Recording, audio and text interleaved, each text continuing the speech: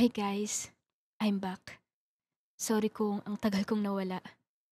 Sana hindi kayo magsawa suportahan pa din ako kahit na ngayon lang ulit ako makakapag-upload. Pero ito na yung susunod na part. Bukas ko naman i-upload yung next part para bawi ko na sa inyo. Balik na tayo sa kwento.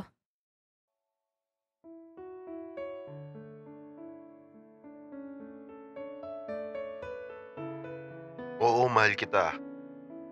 Para akong nabingis sa narinig ko. Mahal niya pa si Sachi. Pero paano ako? Gusto ko sana magpakita sa kanilang dalawa para malaman nilang naririnig ko sila. Pero hindi na lang. Umalis na lang ako nang hindi nila alam. Oo, mahal kita. Pero noon yun.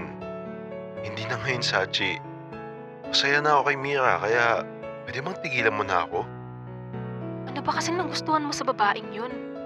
Gusto mo malaman? Simple lang. Hindi siya cheater kagaya mo. Hindi naman cheating yun ah. Hindi naman naging kami. Nag-uusap lang kami. Ah, normal na pala sa kaibigan na may nangyayari sa kanila. It just was an accident, Ashi. Hindi ko naman ginusto yun. Oo na lang. Kaya ba siya nagustuhan mo kasi dahil lang sa hindi siya nag-cheat? Lahat ng wala ka meron siya.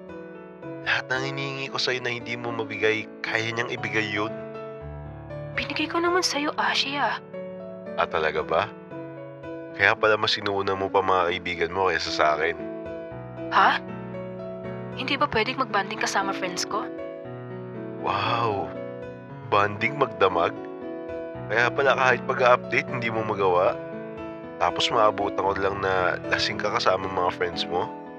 Sige nga, tama ba yun? I'm sorry. Nagbago na ako, I swear.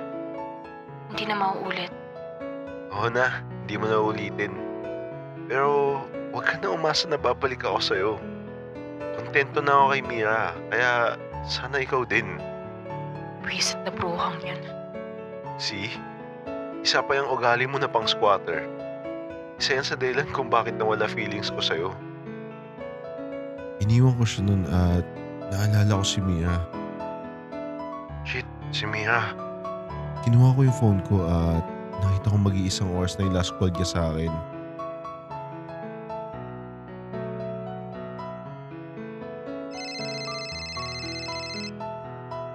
Nakita kong tumatawag sa akin si Ashi pero hindi ko sinagot yun. Ewan pero ayokong sagutin yun kahit maubusan pa siya ng load kakatawag. Ang sakit lang kasi eh. Bakit pa kasi ako umaasa na mamahalin niya din ako pabalik? Eh kung mahal niya pa yung ex niya, eh anong laban ko kung mas matagal silang nagsama? Ano ako? Eh di rebound. Talino nga ako sa ACADS pero bobo naman pagdating sa love. Kalahating oras ang lumipas at patuloy pa din ako sa pag-iyak. Kinuha ko yung phone ko at naisipan ko na i-text si Ashi. Huwag mo na akong tatawagan ulit. Niloko mo lang ako. Nakita ko kayo nag-uusap ni Sachi at narinig ko yung sinabi mo. Tayin mo yung karma mo. Maghiwalay na tayo.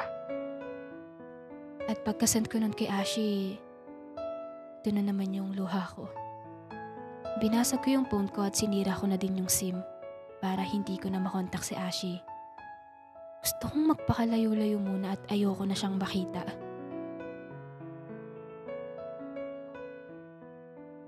Nag-transfer ako sa province namin para dito na lang ituloy yung pag-aaral ko. Nagtataka yung tatay ko kung bakit ko daw naisipan mag-transfer pero nagdahilan na lang ako na gusto kong makita yung mga pinsan ko. Pero ang totoo, gusto ko lang lumayo kay Ashi. Hindi niya siguro alam na hiwalay na kami. Mas okay na din yun.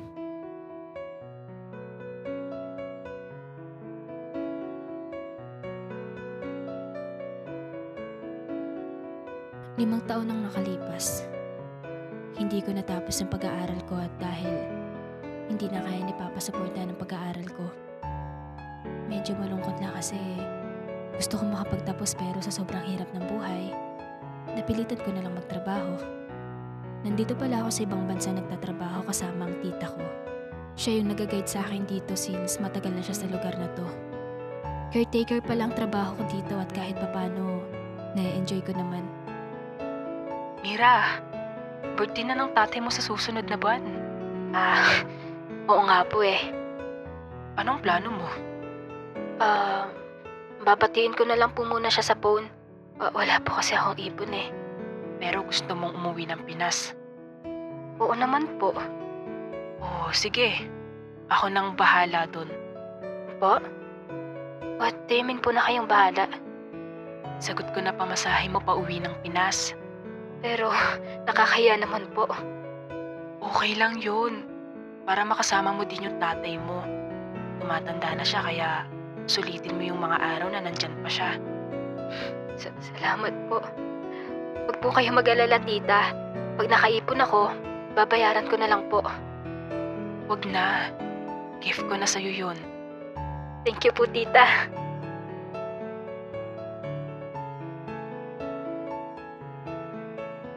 Hinatid ako ng tita ko sa airport. Sa wakas, makakauwi na din ako ng Pinas. Sobrang tagal din eh, no? 5 taon ba naman ako nagstay dito? Nakakamiss. Habang nasa biyahe ako, biglang sumagi sa isip ko si Ashi. Pauwi na ako ng Pinas. Kamusta na kaya siya, no? Siguro ang ganda na ng pamumuhay niya ngayon. Siguro, tinuloy nila ni Sachi yung relasyon nila habang wala ako. Baka nga mag-asawa at may anak na sila eh.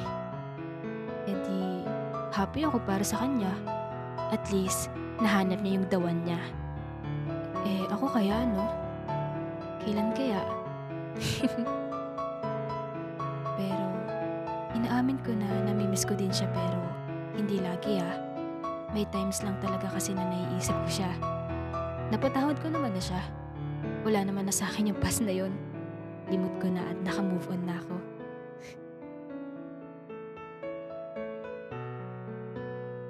Finally, at nasa Pilipinas na ako. At sobrang sarap sa pakiramdam.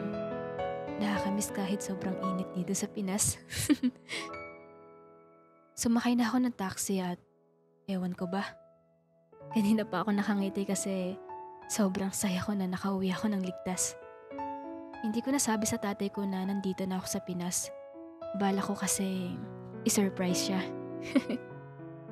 Habang nasa biyahe ako, hindi ko na malayan na nakatulog ako. At Ma'am, nawalan po tayo ng preno. nagising ako dahil sa sigaw na yun ng driver. Umawa ka po, ma'am. Hapo? Saan po ako hahawak? Manong mag-iingat po kayo sa pagdadrive. Pero kamalas-malasan lang dahil nakita ko nabubunggo kami sa malaking puno.